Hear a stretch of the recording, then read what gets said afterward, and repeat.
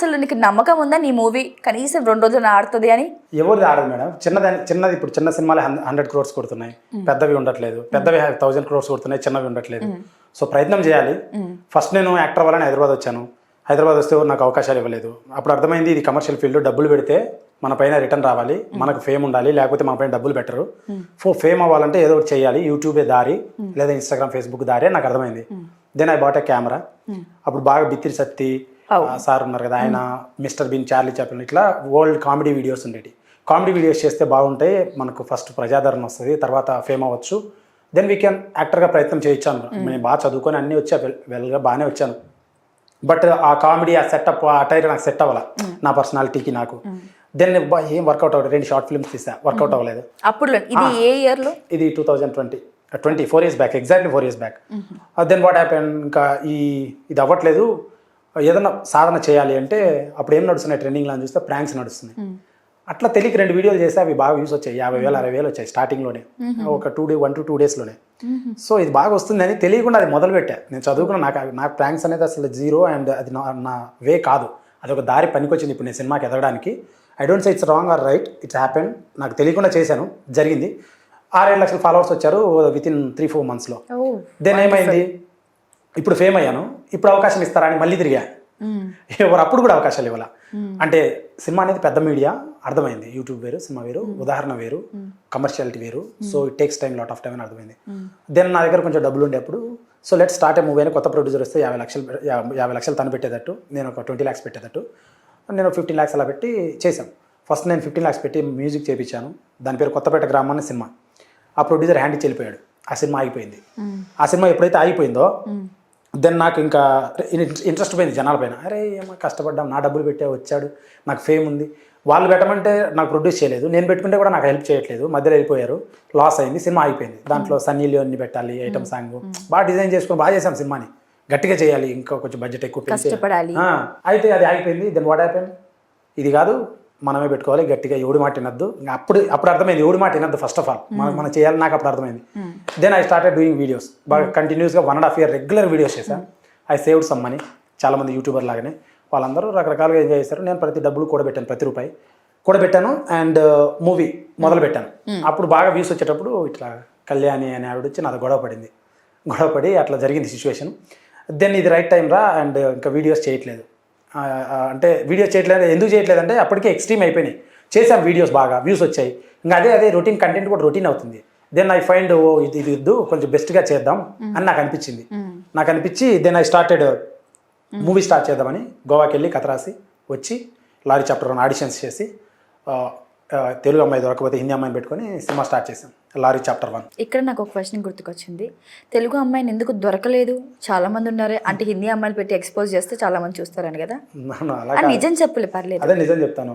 ఏమైందంటే హీరోయిన్ నేను గోవాకి వెళ్ళి కథ రాసుకొని వచ్చి ఆడిషన్ పెట్టినప్పుడు, గోవాకి ఎందుకు వెళ్ళావు? అక్కడే వాస్త కథలు దొరుకుతాయా? అక్కడ కొంచెం ప్రశాంతత ఉంటుంది, ఫీల్ లైక్ తాగొచ్చు మంచిగా, రూమ్ లో కూర్చొని ట్రావెల్ చేస్తే ఐడియాస్ వస్తాయి. అదే హైదరాబాద్ ట్రావెల్ చేయొచ్చు కదా, మెనీ హైవేస్ ఉన్నాయి. సో అదే ఇంకా మీరు ఇది చేయండి అంటే ఏం చెప్తాం, నాకు నచ్చింది వెళ్ళాను. So it's happen. వెళ్ళేదా కథ రాసుకుంటూ వచ్చిన తర్వాత ఆడిషన్ చేసిన తర్వాత హీరోయిన్ కావాలి, అందరు దొరికారు, హీరోయిన్ దొరకలేదు. హీరోయిన్ దొరకపోతే ఇమీడియట్గా తెలుగు ట్రై చేసావా? అదే చెప్తున్నా. దెన్ పక్కింటి అమ్మాయి కావాలి, బాగా కుందర బొమ్మలా ఉండే అమ్మాయి కావాలి, తెలుగు అమ్మాయిలా కావాలి. ఎందుకంటే లారీ డ్రైవర్ వైఫ్ ఎలా ఉండాలి, లారీ కథ మీద ఆ భుజం మీద తన కథను మొయ్యాలి, అంత బాగుండాలి. సో నాకు అర్థమైంది అటువంటి అమ్మాయి కావాలని. ఇన్స్టాగ్రామ్లో 100 ప్రొఫైల్స్ ఉన్నాయి, యాక్టర్ అని పెట్టుకుంటారు, ఇన్ఫ్లుయెన్సర్ అని పెట్టుకుంటారు, రెడీ ఫర్ కొలాబరేషన్ అని పెట్టుకుంటారు. అందరికి వేసేది ఒక రిప్లై అయ్యారు. అట్లా ఇంకా కొందరు తెలుగు ఆర్టిస్టులు హీరోయిన్ల వాళ్ళని ప్రయత్నం చేసే వాళ్ళు ఉన్నారు. వాళ్ళందరినీ కాఫీ షాప్ రోజు పిలిపించారు. ఒక 5-6-7 మంది తెలుగు వాళ్ళు, ఒక 20-30 మంది హిందీ వాళ్ళని పిలిపించాం. ప్రతి ఒక్కరు రావడం, నువ్వు కొత్త అడివి, నీతో చేస్తే సినిమా మాకు ఫ్యూచర్ ఉండదు. మళ్ళీ ఎందుకు వచ్చారు మరి హీరోయిన్ గారు, మీరు ఎవరు చెప్పారు మీకంటే నువ్వు కొత్త అడివి అని మమ్మల్ని తక్కువ అంచనేసి మాట్లాడతారు తప్ప వాళ్ళు అసలు యాక్టింగ్ చేయాలా, ప్రొఫెషనల్ యాక్టర్స్ అనేది వాళ్ళకి కనపరాదు అనమాట. అడపదడప ఏదో హీరోయిన్ ఏదో అంటారు. అట్లా కొంతమంది తగిలారు. తెలుగు వాళ్ళ గురించి అడిగారు కాబట్టి చెప్తున్నాయి, జరిగిన సిచ్యువేషన్. తెలుగు వాళ్ళు వీళ్ళందరూ మళ్ళీ మా ఇంట్లో ఒప్పుకోరు. దీంట్లో సినిమా అనేది కమర్షియల్ ఫీల్డ్. నువ్వు యాక్టర్ని ఒప్పుకున్నావు అంటే మీ బావ, భర్త, తండ్రి అందరికి చెప్పి వస్తావు ఇంట్లో నుంచి, అంతేనా కదా. మరి ఇక్కడికి వచ్చినాక నేను కిస్ ఉంది, రొమాన్స్ ఉంది అంటే నాకు ఇది వద్దంటే నీకోసం నీ కథ మార్చలేను. కుటుంబ కథా చిత్రం. ఫస్ట్ లవ్లో పడతారు, తర్వాత పెళ్లి చేసుకుంటారు. ఉన్నాయి. ఒక 6-7 ఉంటాయి. అంటే నీ కంఫర్ట్ కోసం పెట్టావా సినిమా కథ కోసం పెట్టావా? హానెస్ట్గా జనాల కోసం పెట్టాను, నా కోసం కాదు. అది కిస్సులో ఏముంది, నథింగ్ దే. సో ఏమైంది, ఈ కమర్షియల్ కోసం పెట్టాము. ఫస్ట్ ఏంటంటే కథ, హీరో ఇంటిని వదిలి వెళ్ళిపోతాడు. వదిలి వెళ్ళిపోయినప్పుడు తన భుజాల మీద హీరోయిన్ కథ మొయ్యాలి.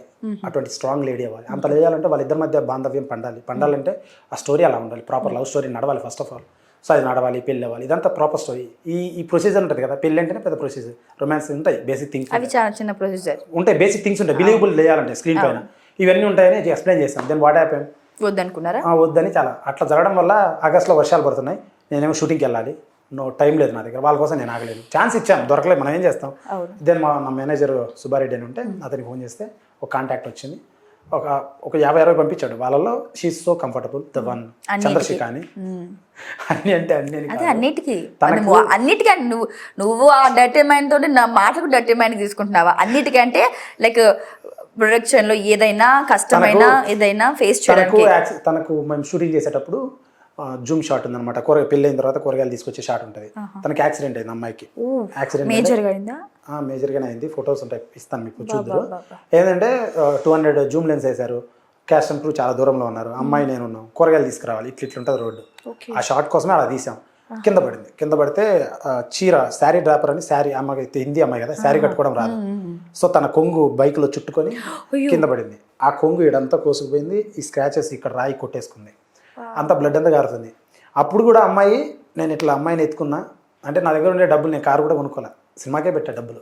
కారు ఉంటే ఇమీడియట్ హాస్పిటల్ వెళ్ళొచ్చు. తీసుకెళ్ళేవాడు. పక్క నుండి ఆటోని పిలిచి అమ్మాయిని ఆటోలోకి ఎత్తేటప్పుడు అమ్మాయి అంటుంది, నన్ను తీసేస్తావా, నీకు లాస్ వస్తుందా, తీసేయి, no problem. She such committed, తీసేయి, నో ప్రాబ్లం, నీ కంఫర్టబుల్, నేను మార్చుకొని కూడా వస్తాను మళ్ళీ యాక్టింగ్కి, అదే దెబ్బలు మానిన తర్వాత ఐ విల్ వెయిట్, నీ ఇష్టం శ్రీకాంత్ అని. కోమ అంటే కాన్షియస్, అన్కాన్షియస్ మూల పోయింది, బ్లడ్ అంతా పోయింది. ఎప్పుడు పోలే అమ్మాయి, కింద పడలేదంటే ఇంతవరకు. అట్లా అంత సెన్సిటివ్ గర్ల్ అయిపోయింది. దెన్ నేను అట్లా కాదు, నేనేం ఆలోచిస్తానంటే ఈమెకి ఏమన్నా అయితే వాళ్ళ పేరెంట్స్ వస్తారు, మరి పెద్ద పంచాయతీ. ఇంకోటి ఆల్రెడీ 3 రోజులు షూట్ చేసాం, ఒక 20 lakhs ఖర్చు అయిపోయింది. నా బడ్జెట్, నా సినిమా, నా ప్లాన్లో నేను యూట్యూబర్, నా సొంత డబ్బులు పెట్టాను. ఇంత చిన్న మిస్టేక్ అయినా సినిమా అయిపోయింది. సినిమా అయిపోతే కృష్ణానగర్లో నేను రోజు వింటుంటా కొత్త డైరెక్టర్లు, చిన్న ప్రాబ్లం చాలు సినిమా అయిపోద్ది. సినిమా అయిపోతే మళ్ళీ మొదలు పెట్టాలంటే కష్టం. ఎందుకంటే ఒక 200 మందికి ఫోన్లు చేసి మేనేజ్ అందరిని తీసుకురావాలి సెట్కి, పొద్దునికల్లా మేకప్ అని, లైట్ అని, అందరినీ తీసుకురావాలి, అంత ఈజీ కాదు. సో ప్రొసీజర్, మేనేజర్ కూడా లేరు, అన్నీ నేనే చేసుకున్నా. నా భయం ఏంటంటే బడ్జెట్ వేస్ట్ అయింది, ఈ అమ్మాయికి దెబ్బ తగిలింది నా వల్ల. 2 ఏమవుతుంది, సిచ్యువేషన్ డిఫరెంట్. పోయినా ఆమె రక్తం చూసి భయపడింది, చిన్న దెబ్బలే, మైనరే, బట్ అవి తనకు పెద్దవే. అయితే అట్లా అయిపోయింది. తను అంత కమిటెడ్, తన గురించి ఎందుకు చెప్పాను స్టోరీ, తను అంత కమిటెడ్, అంత గ్రౌండెడ్ అండ్ అంత దేవుడు మేబీ డెస్టినీ తనకే రాశారు లారీ చాప్టర్ 1 అనేది, ఐ డోంట్ నో, అందుకోసం అనుకున్నా.